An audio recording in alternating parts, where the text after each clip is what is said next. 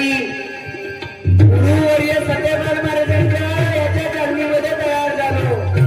आज मी जे कार्यक्रम करतो मी फक्त खंजऱ्या वाजवत नाही.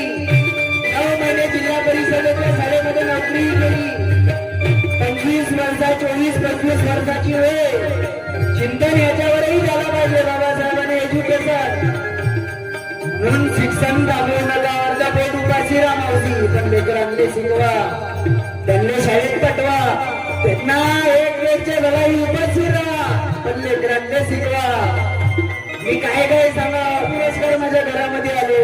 हे बाबासाहेब आणि सुद्धा तथागत गौतम बुद्ध आणि मी ज्या परमात्मा एक मध्ये आहो असे महान त्यागी बाबा जुन्नेची टाळ्या वाजवा सर्वांसाठी एक वेळा.